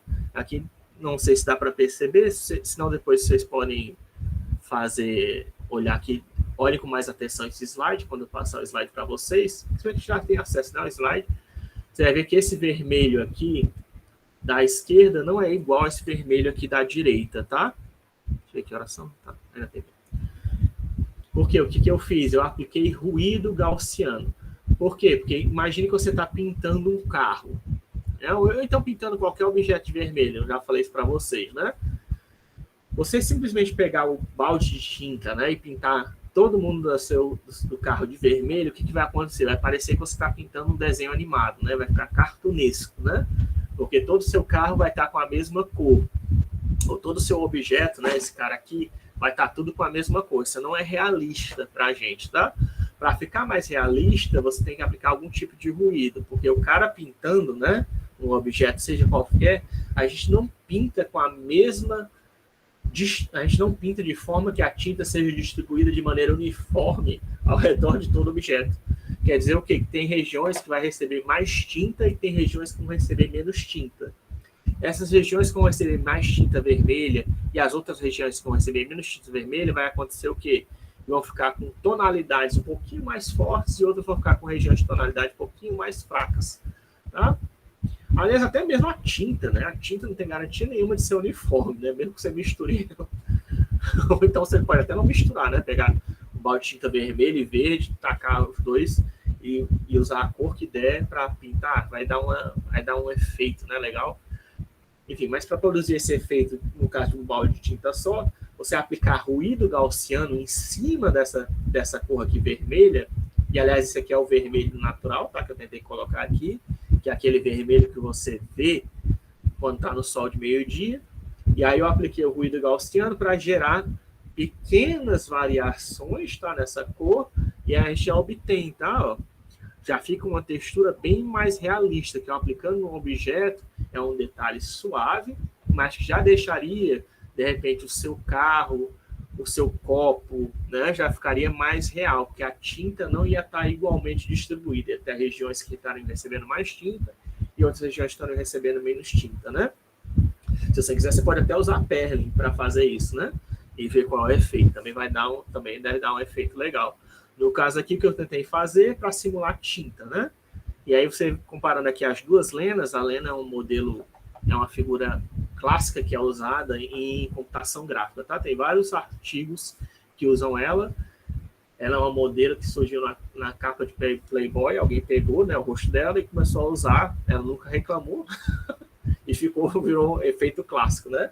Hoje em dia ela já tem 80 anos, acho, ou mais. Mas ela nunca reclamou e a gente usa esse modelo dela como foto dela para... Você vai ver em vários papers de computação gráfica quando faz processamento de imagens do rosto dela, tá? E aí o que eu tentei fazer foi com que a fotografia, que seria uma foto, né? Fosse parecido como se fosse uma pintura, né? Ficasse mais parecido com um quadro, né? Um quadro impresso, né? E não com uma figura. Foi isso que eu tentei simular aqui, aplicando ruído gaussiano em cima dela. Certo? Do mesmo jeito, tá? É só pegar a função gaussiana que eu gerei aqui, essa função aqui, esse ruído gaussiano, e aí eu somei e subtraí das cores, né? Tanto do vermelho como das cores aqui no quadro, para poder gerar esse efeito, né, de impressão. Ficar mais próximo da tinta, né? Então, tem outros tipos de ruído, tá? Mas esses aqui são só os principais que eu acho que considero mais importante para falar para vocês. É esse, tá? O periódico, que é um ruído que se repete. Isso aqui aparece. Apesar de eu ter mostrado aqui em TV, tá? TV antiga, que é um exemplo clássico, que você pode encontrar na internet. Isso aí também acontece, tá? Para imagens de satélite, tá? Se você for pegar a imagem de satélite ou imagens da NASA, você vai ver que a maioria delas, quando você pega no formato RAW, que é o formato cru dos dados, você vai ver que ela tem ruído periódico, tá? Ruído branco, né? Que também é bastante comum, que você pode encontrar. Dizem que até ele não sei se ele é o ruído branco. Tem alguns tipos de ruído que eles são bons para ajudar as pessoas a dormir, quem tem problema de sono, né? Quer dizer, eu não sei, tá? Isso aí tá saindo fora do escopo da disciplina. Mas só para vocês saberem, curiosidade, que tem gente que usa ruído para ajudar a dormir e também para se concentrar quando está estudando, tá? Tem ruído branco, tem ruído rosa, ruído azul, ruído verde, tem uma porção de tipo de ruído, tá? Esse aqui eu estou dando mais comum, que é o ruído branco, ruído periódico e ruído gaussiano, tá?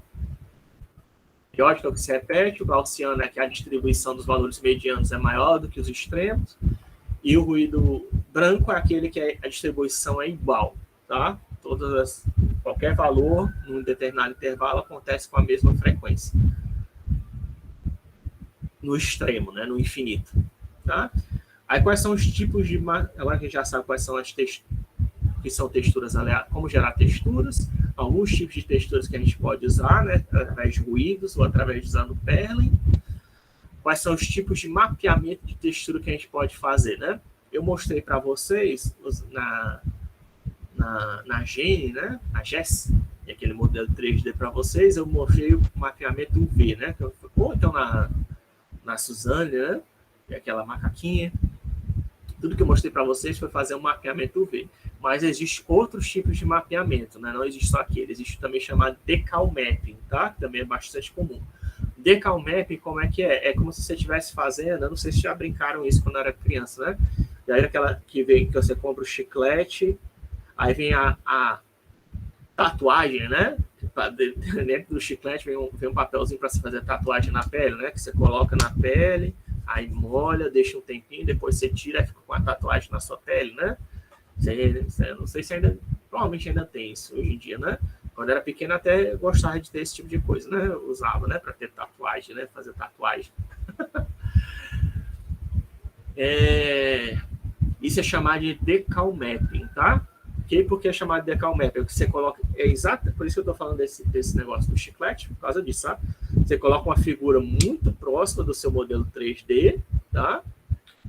Do VMAP, não. VMAP é aquela história de você posicionar os triângulos, né? Pegar os modelos 3D, recortar ele, achatar e colocar os triângulos em cima da figura, da textura, tá? A figura achatada em cima da figura da imagem 2D. Isso é o VMAP, que é o mais tradicional, tá? O método mais tradicional de mapeamento de textura. O segundo método de mapeamento de textura, também bastante usado, é o Decal Map. O Decal Map é o quê? Você pega a figura, a textura mesmo, vai lá no espaço 3D, coloca a figura bem próximo da região que você quer fazer mapeamento, e aí você lança raios, você projeta, como se fosse, imagina assim, acender uma lanterna atrás da figura, atrás da textura, para que a luz passe através da figura, como se fosse uma figura transparente, e onde iluminar a região do modelo 3D, você pinta com aquela região da cor, né? Você lembra do vitral? Do vitral, né? Por exemplo, se eu pegar um vitral, eu não tenho nada aqui transparente, né? Mas se eu pego, por exemplo, um papel vermelho transparente e eu acendo a lanterna atrás dele, né, com a luz branca, o que vai acontecer? Essa luz vai passar pelo meu papel transparente vermelho e vai virar uma luz vermelha, né? Que vai iluminar, de repente, a parede. É a mesma ideia, tá? Imagine que eu estou pegando uma figura 3D qualquer, pode ser a figura da Lena, e eu quero fazer uma tatuagem no modelo 3D, né? Que eu tenho lá do Robin, por exemplo. Eu coloco a figura bem próximo, porque tem que estar próximo do modelo 3D. Porque se você colocar longe, o que vai acontecer? Colocando a lanterna atrás da figura. A figura da textura vai ficar gigantesca, né? Como se fosse uma projeção de cinema. Pronto. Mesma ideia da projeção de cinema, né? Você tem um filme que é transparente, que tem isso é antigamente, né? Era assim que era feito, tá? Você tinha o filme que é semi-transparente, né? E aí você tem um projetor que projeta que lança luz em cima daquele filme e projeta lá grandão na tela de cinema para a gente assistir, né? Por causa da distância, né? Porque o projetor está lançando a luz, está vindo de longe, aí para projetar lá na tela de cinema, né? Fica grandão. Então, para não ter esse efeito de deformação, de escalonamento da figura, a gente coloca a textura bem próximo da figura 3D e aí faz a mesma projeção que acontece no projetor de cinema, tá? Que aí a figura fica próximo do seu tamanho real. Mais próximo, melhor, né? Não dá para colocar muito próximo, porque a figura pode ter, né? Pode ter deformações, né? Na figura pode ter... Mas o mais próximo que puder, né? Você coloca. Se for uma região achatada, né? Você consegue colocar bem pertinho, né? E aí você faz o quê? Faz essa projeção para fazer essa tatuagem da figura, tá? Em cima do seu modelo 3D, você faz o decal mapping. Que poderia ser feito, por exemplo, aquele modelo do cilindro que eu mostrei aqui, ó. Esse modelo do cilindro aqui que eu fiz, ele pode ser tanto feito por desse tigre sendo mapeado no cilindro. Isso aqui pode ser tanto feito por VMapping, mas o jeito mais fácil que tem de fazer isso atualmente é por Decal Mapping, tá? É só colocar a figura bem próxima aqui do cilindro e aí fazer a projeção, que aí você vai imprimir a figura do tigre bem bonitinho em cima do seu cilindro, do tamanho que você quiser, dependendo da distância que você colocar a figura, né? Você chamar de Decal Mapping, tá? Tem transformação geométrica também, que isso aí é mais raro de você fazer. Seria você deformar a figura para ocupar todo o tamanho da... Aí é o processo inverso do VMapping, tá? Em vez de você achatar, fazer aquele cinge na figura 3D e depois mapear as regiões da figura 3D para a figura 2D, é você pegar a figura 2D, aplicar uma transformação nela, para se ajustar à figura 3D, né? Você pode imaginar que não é um trabalho fácil, né? Por isso que eu digo que é muito raro que alguém faça isso. A não ser que seja uma figura simples, né? Ninguém vai fazer isso não, tá? Mas dá, em teoria, dá para você fazer isso, né? Você pegar os pixels da figura e posicionar eles manualmente no modelo 3D para poder fazer a interpolação, né? É outro jeito, né? A transformação geométrica. E o último modelo é chamado de superfície auxiliar. Tá? A superfície auxiliar é uma mistura de projeção com decal mapping. Tá? Em vez de você fazer diretamente o decal em cima do seu modelo 3D, às vezes é mais interessante você criar uma superfície auxiliar, né? Fazer o decal mapping em si, fazer uma deformação, uma transformação geométrica em cima da figura 2D, antes de fazer o decal mapping, né? Para deixar a figura mais circular, ou então um pouquinho mais para ficar mais próxima do formato que você está querendo fazer a projeção, né? Porque às vezes simplesmente fazer a projeção direta pode causar alguma deformação na figura. Então o jeito melhor de você controlar essa deformação seria você fazer a transformação na imagem 2D, né? Como se fosse uma superfície, um plano, que você deforma primeiro esse plano antes de fazer a projeção. Isso é chamado de superfície auxiliar. Nunca vi, tá? Esses dois aqui, transformação geométrica e superfície auxiliar, muito raro. Para você ver alguém fazendo isso, é a gente, né? Programadores, que aí teve essa ideia de fazer algum paper, alguma coisa desse tipo, de tentar uma técnica nova, a gente fazer isso, né? Ou fazer um shader específico para fazer isso, mas naturalmente nos programas de modelagem geométrica você encontra são esses dois, tá? O UV Mapping e o Decal Mapping. Transformação geométrica e superfície auxiliar é mais a gente, programadores fazendo testando alguma coisa nova, mas nunca vi assim como ferramenta de uso, não. Certo? Parametrização da esfera, acho que eu já falei disso, né? Que você pode fazer, para aplicar aqui a textura, né, do mapa, né, 2D em cima de uma esfera, que é usando aquela interpolação, é a mesma interpolação que a gente viu antes, né? Aí no Vaticano você pode ver um exemplo disso, dessa aplicação de textura no forma de cilindro, lá no Museu do Vaticano. Parametrização em cilindro é outro jeito de fazer texturização, né? É o VMapping, né? Exemplo de VMapping, né? VMapping na esfera. Você pode ver isso no Museu do Vaticano, no Google Street View. Cilindro também tem, não é todo Street View que dá para ver isso, mas tem alguns Street View que permite você só olhar para o lado, tá? Não permite você olhar para o chão, é porque está no parametrização de forma de cilindro, em vez de esfera. Mas também visão panorâmica, tá? Você encontra alguns na internet, que não é a visão 360 graus, tá? Quer dizer, é a visão 360 graus, mas você não consegue olhar para cima, tá? Essa que é a visão panorâmica. Que tem, né? Você pode fazer, é a mais simples que tem, tá? É só você pegar uma câmera e você começar a girar com ela, tá? Quando você está filmando um cenário, para a pessoa ver o que você estava vendo. Isso é chamado de visão panorâmica, tá? E você consegue unir a figura para fazer um cilindro da sua visão. Isso também é usado em HDRI, tá? Que é uma imagem que é usada para você criar um cenário de fundo de forma mais para iluminar um cenário de forma realista, tá? Se chama de HDRI. Também usa a parametrização de cilindro, uma textura especial. E tem alguns jogos, a maioria dos jogos que não deixam você olhar para baixo também usa isso, tá? Aí aqui a parametrização UV manual é essa, né? Que a gente pega os triângulozinhos que eu mostrei para você da GES e mapeia, né, para cima das regiões adequadas de uma imagem, né? Certo? Mas aqui são as parametrizações mais clássicas. Os UV mappings mais clássicos são usados esse, a da esfera, do cilindro, ou então a manual, né? Tem a do cubo, né? Mas a do cubo é mais difícil, né? A do cubo você usa o quê? Só para... Do cubo que eu vejo o pessoal usando parametrização do cubo, eu vou só falar para que você saber que existe, né?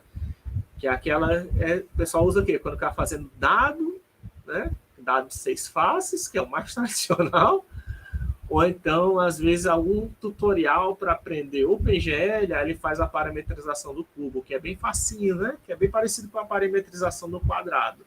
Né? Você tem 8 vértices, coloca os 8 vértices em cima de uma imagem, né? E aí você tem, né? O mapeamento do cubo, né? Bem facinho. Eu sempre eu não gosto de mostrar aquilo, eu não sei se eu mostrei para vocês, eu acho que mostrei, né? Mas se eu não mostrei, eu não mostro, porque eu acho tão fácil. Tem tanta gente mostrando isso na internet, como fazer essa parametrização, e é tão inútil também, que você não aprende nada, né? Na verdade. E as parametrizações mais usadas são essa e essa. Aí o cara mostra do quadrado e, mostrei texturização, né? Mas você não aprendeu nada, né? O mais correto, o mais legal de vocês aprenderem é essa daqui, tá? O V manual, que é o que os artistas fazem na prática, tá? O cilindro e o V é quando você está querendo fazer o cara passear num cenário, né? Por isso que eu mostrei aqui dos Vaticano, né? Do Vaticano e do Street View. Você está querendo construir um cenário 3D da sua casa ou da sua vizinhança, aí você quer fazer um modelozinho 3D que permitir que alguém visite ele, né? Virtualmente. Aí é que você vai usar essa parametrização ou da esfera ou do cilindro, ou também da semisfera, né? Você pode fazer também. É fácil, tá? De fazer. Aqui o Decal Map, né? O exemplo que eu falei para vocês. Tem até o exemplo aqui do tigre, né? Mas é muito usado para fazer rótulos, tá? Para fazer uma rótulo de uma bebida, você usa Decal Mapping. Para colocar adesivos, né? Na camisa, né? Fazer essas figuras. Vocês estão vendo? Vocês estão me vendo? Mas fazer, né? As camisas têm algum tipo de desenho, né? Na camisa. Você pode fazer isso usando Decal Mapping, né? Ou então quadros. Esse quadro aqui, né, Doutor Estranho. Se eu estivesse fazendo um modelo 3D desse quadro, o que eu ia fazer? Aqui é direto, ó, a textura de um quadrado, né? Ó, bem facinho também, né? Ó. Qualquer quadro, né? Que o pessoal gosta de fazer em museu, né? Isso é muito usado em museu, por exemplo. Museu que faz o tour virtual do museu, né? Que tem na internet. Vocês podem encontrar. Não somente o Museu do Vaticano, mas tem vários outros museus que vocês podem visitar. Aí tem lá os quadros. É só isso que o cara colocou. É um quadrado na parede que ele colocou esses 4 vértices, ó. O ponto 00, 0, 01, 11 e 10, e ele mapeou isso para uma textura, para uma fotografia que ele tirou do quadro da Mona Lisa ou da Última Ceia, não sei o que, para fazer lá. Você fazer que está visitando, né, o museu da Inconfidência Mineira também tem, tá? O Museu do Louvre também tem tour virtual. Você pode ver, você vê os quadros, né? E é bem fácil de fazer essa texturização, principalmente de quadro, né? É mais fácil ainda que o cubo, né? Isso é feito com Decal Mapping, né? Apesar de você poder usar o V-Mapping, né? Se você quiser. Pode usar qualquer técnica, né? Na verdade, textura, você que sabe. Aqui outro exemplo de Decal Map que eu fiz. Eu peguei o rosto do Jack Chan, abri lá no Armor Paint, que eu estava falando para vocês, tá? Dá para fazer Decal Map no Blender, professor? Dá para fazer Decal Map no Blender, mas é muito trabalhoso, tá? Se você quiser fazer se você quiser fazer geração de textura ou trabalhar com... Se você quer pintar, tá? Em geral, o seu modelo 3D, embora no Blender seja possível fazer, eu não recomendo, tá? Eu recomendo que você pegue o Armor Paint ou o Substance Painter. Substance Painter é pago, que você vai ver que ele tem... É mais fácil você gerar efeitos mais realistas de tinta e de transformações geométricas, transformações de cores lá, tá? Nessas ferramentas como o Armor Paint ou então o Substance Painter, tá? Fazer isso aqui, ó, eu peguei uma imagem do rosto, peguei um cubo, né? Peguei o rosto do Jack Chan e fui só dando cliques, ó, em cima do cubo para poder fazer essa texturização aqui. Isso aqui não... Fazer isso no Blender seria bem mais complicado, tá? Daria para fazer, mas não é a mesma coisa. Só peguei o rosto, fui dando clique, clique, clique e ele vai projetando, tá? Em cima do cubo, que é a mesma coisa aqui nesse modelo 3D que tem um triângulo, o leão. Só tem que tomar cuidado se você estiver fazendo de forma algorítmica, porque ó, pegou do jeito que foi feito, né? A maioria, se você pegar um programa que já faz isso, não vai ter esse problema. Mas se você estiver fazendo isso de forma algorítmica, então tome cuidado ao fazer a projeção para você não projetar nas costas do modelo também, tá? Que pode atravessar, né? Aquela história da lanterna, né? Que está projetando em cima da figura. Se você não tiver cuidado, o raio pode atravessar a figura 3D, né? E projetar dos dois lados da figura e não só do primeiro ponto. Só tome cuidado para pegar o primeiro ponto de interseção com a figura, né? Se você estiver fazendo de forma algorítmica. Transformação, que é isso que eu estava mostrando para vocês. Ó, tem a imagem da figura da Mona Lisa.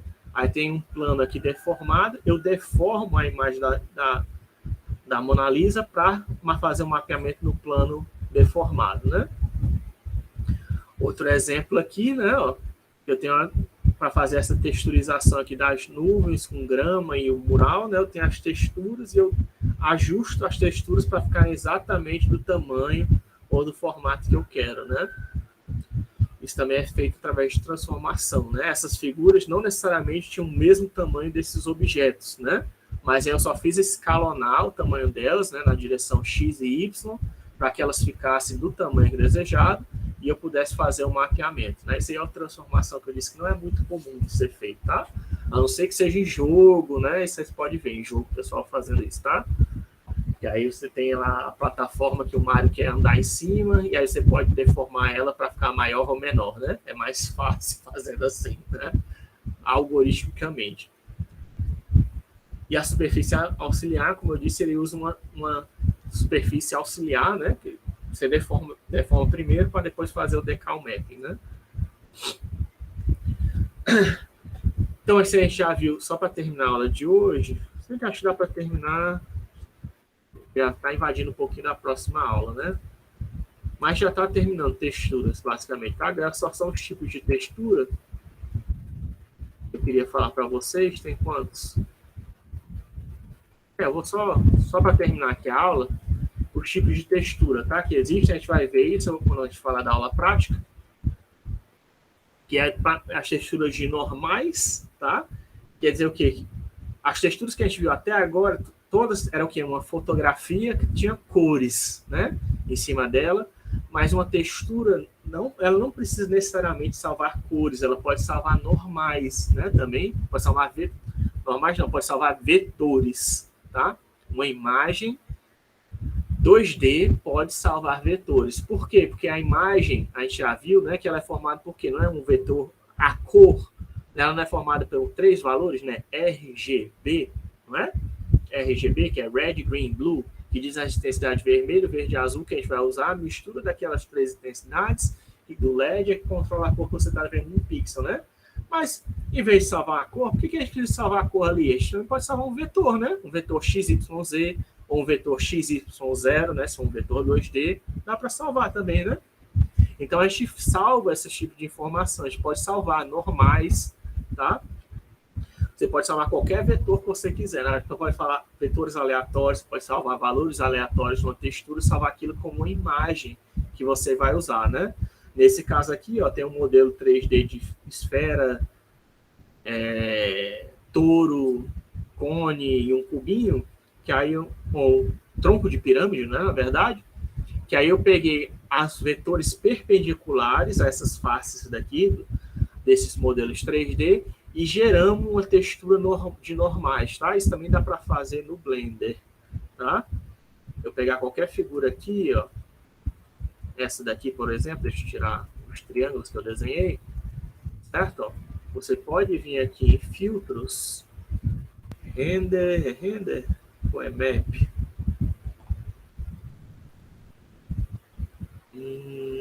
Tem um jeito de tirar isso. Edge Detect. Aqui, ó. Normal Map, tá vendo? Ó? Você pode... A diferença entre as cores, isso aí faria um vetor velocidade, tá? O vetor velocidade, que é a diferença das distâncias que estão ocorrendo num deslocamento de um veículo, ou então, no caso aqui, a diferença das variações de cores, você pode calcular essas diferenças em 2 direções, fazer o produto vetorial e obter a normal, né? E aí você fazendo isso, ó, eu obtenho o normal map, ó, que aí faria, isso aqui é chamado normal map da nossa grama, de forma a deixá-la de relevo, se eu quiser simular que aquela grama é um relevo, não é só uma imagem achatada, né? Isso aqui é chamado de uma figura desse jeito, que é sempre azulada. Por que é azulada? Porque o valor 001, que é o azul, né? Isso aí é equivalente ao vetor 90 graus, a normal aplicada em 90 graus, tá? Que na verdade é 00127, que é um azul mediano, tá? Ele forma o vetor normal exatamente a 90 graus. A variação desse vetor normal azul, para além de 90 graus, é que forma essas variações que pode variar do magenta, né? Dependendo da direção que você está aplicando, tá? Por isso que tem essa cor. A cor variante é azul, porque são pequenas deformações que a gente aplica no vetor normal. E o vetor normal, por convenção, certo? É o vetor 001, que seria o vetor Z, na direção Z, né? Perpendicular a um plano X e Y, tá? Por que isso? Por causa do espaço chamado TBN, que a gente vai ver, tá? Mas é por isso que basta você precisa saber que o vetor que é, por convenção, o tradicional, 90 graus a superfície, é um vetor mediano azul, de 00127, tá? E aí você fazendo pequenas perturbações nesse vetor azul, você vai ter pequenas perturbações nessa cor azulada, né? Que aí indicam qual a direção que a sua normal vai ser aplicada, né? Como são pequenas variações de verde que acontecem na grama, né? A gente também são pequenas variações que acontecem nessa tonalidade de azul, né? Mas isso não acontece especificamente nessa textura de grama, acontece em qualquer outra textura também, né? Como a gente está vendo aqui, ó. Certo? Você pode ver que acontece, né? Ó, que tem mais próximo do magenta, numa direção, né? Nas regiões mais sombreadas, ó, fica mais próximo do magenta. Mais clareados, ficam mais próximos do verde, né? Tá, ó. Aí tem o mapeamento de normais, né? Tem também de alturas que você pode fazer, ó, que aí seria sortear aqueles valores igualmente distribuídos, né? Você está pegando os valores, pode ser valores positivos e negativos, tá? Os valores negativos são os valores de zero, que aí você faz o quê? Que o meio é equivalente ao zero, né? Porque, na verdade, as cores são sempre positivas, não é? Você vê que as cores são sempre positivas, mas elas variam, então, de 0 a 255, né? Cada canal. Você está sorteando um valor aleatório, que pode ser negativo ou positivo, como a gente já falou, a gente assume que o zero é a metade, tá? Então, o zero seria o 127, tá? E aí, o 000, o preto é equivalente ao menos 1, e o 255, ele é equivalente a 1, tá? E aí você consegue gerar essas figuras aqui aleatórias, valores aleatórios que foram sorteados. Parece até nuvens, né? Já um pouquinho. Parece um pouquinho, né? Uma espécie de gás, só para ver, com valores aleatórios, já gera algo parecido, né? Isso aqui, acho que já está usando um pouquinho de Perlin, tá? Porque, na verdade, quando você faz ruído aleatório com gaussiano, parece um chiado de TV, na verdade. Mas eu aplicando isso em cima de um modelo 3D, eu consigo gerar um terreno, né? Por exemplo, isso aqui é um mapeamento de alturas, de displacement. Também dá para fazer isso lá no Blender, se você quiser ver, tá? Voltar aqui, descancelar, cancela esse negócio. Meu Deus. Aí, Ctrl Z, cara. Ah, meu Deus. Undo. Pronto. Aqui, filtros, genérico, acho que é genérico. Aqui, ó, distance map, tá? Certo? Ó, ele já gera baseado na distância. Aqui não ficou legal não, né? Dá para ser melhor do que isso, tá?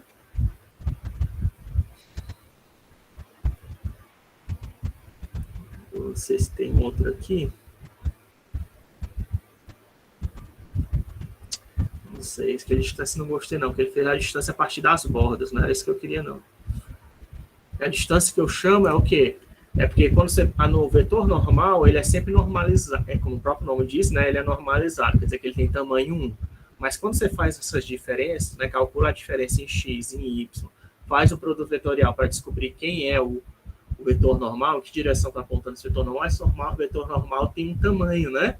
Esse tamanho do vetor normal é que é o mapa, é o vetor é o displacement map, tá? Que a gente poderia gerar a partir daquela figura. Não sei porque o Blender, o GIMP deu aquele valor. Ele calculou a distância a partir das bordas, mas não era isso que eu queria, não. Talvez eu só apliquei ok, né? Mas deve ter um jeito de pegar através do tamanho do vetor normal, que é o mais correto. Certo? Que aí você pode fazer, ó, fazer também, do mesmo jeito que eu tirei o vetor normal da cor da grama, você também consegue pegar o vetor de deslocamento, né? De forma que 0 não tem deslocamento nenhum, e 1 é o maior deslocamento possível, que aí você que define, tá? Quem é o deslocamento maior. Você que diz, né? Que é esse fator de escala que vai ser aplicado em cima do displacement. Tem rugosidade, né? Que a rugosidade é aquele controla exatamente o que?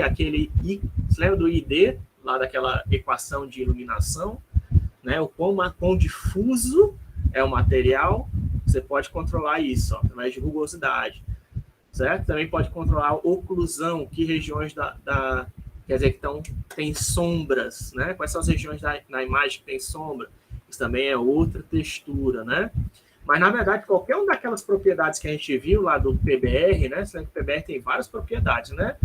De espelhamento, de cobertura de tinta, né? De IOR, né? Tem várias propriedades lá que tem, né?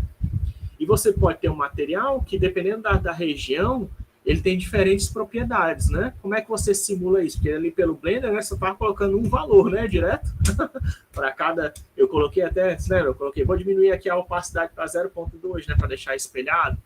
Você pode aplicar uma textura ali, tá? Para que de diferentes regiões do seu material tenham diferentes opacidades, né? Uma região dele seja mais espelhada, outra região seja mais rugosa, né? Você faz isso aqui através de uma textura, tá? Textura pode ser usada para controlar qualquer uma daquelas propriedades lá do Blender, tá? Seja do PBR, seja do Lambert, seja do Phong, seja qualquer técnica de iluminação que tem parâmetros, você pode pegar um parâmetro daquele e transformar numa textura, que você vai ter uma simulação mais realista, né? Você vai poder colocar uma normal específica para cada ponto, para cada pixel, né? Uma normal, uma distância, um valor de transmissão, um valor de emissão, um valor de espelhamento, né? Um valor de rugosidade ou de difusividade, né? Certo? E aqui no caso de opacidade também, né? Para dizer que uma região é transparente ou não, né? Também pode fazer isso. Que aí, isso é outro tipo de textura, que ao invés de ser escala cinza, né? Muitas das texturas são escala cinza, tá? Mas quando é que é vetor? Quando é vetor, é colorido, tá? Quando é vetor, você salva ela de forma colorida, seja com 2 cores ou com 3 cores, tá? Dependendo se é um vetor 2D ou 3D. Quando é só o valor, você usa escala cinza, né? Quando tem essa imagem aqui, alguma textura desse tipo de displacement, roughness, sombras, opacidade, é porque é só um valor que está sendo salvo, é aquele valor repete no RGB, né? Ou então só tem o valor que é uma imagem de 8 bits de escala cinza, né? Sendo que aí tem um outro tipo de textura que é preto e branco, né? Nesse caso aqui, é só para dizer que regiões de uma figura são transparentes ou não, né? Por exemplo, essa grade aqui, eu coloquei que algumas regiões dela são transparentes, ó, e já produziu o efeito que eu estava desejando, mas veja que a sombra, ó, não reflete a textura. Isso é o problema, né? De usar textura, só para vocês terem uma ideia de problemas que pode acontecer, ó. Que eu apliquei a textura nesse muro que eu criei, e aí eu gerei uma grade, né, que pode estar, de repente, proibindo uma pessoa de entrar em determinado local, né, uma cerca, né? Você pode fazer isso. Se você aplicar uma textura para simular uma cerca, as sombras, né, vai ser calculada a partir do objeto original, né, e não a partir da textura, né? Talvez alguns de vocês não tenham percebido isso, né? A não ser agora que eu falei para vocês, mas se colocar isso num jogo, numa simulação, é aceitável, tá? Porque isso aqui poupa cálculo. E às vezes você está mais interessado na velocidade e não no realismo, né? Aí aqui são alguns sites para vocês pegarem texturas, que vocês podem visitar depois. Vou pegar texturas HDRI, Quixel. Vou fazer uma aula prática ainda disso, tá? Aqui são sites que vocês podem pegar texturas. E aí com isso a gente acaba a aula de textura que a gente já estava tendo de imagens, tá? E depois na aula que vem a gente continua na aula 7 de transformações, que é mais importante. o trabalho de vocês, né? Se eu não estiver enganado. A aula 7.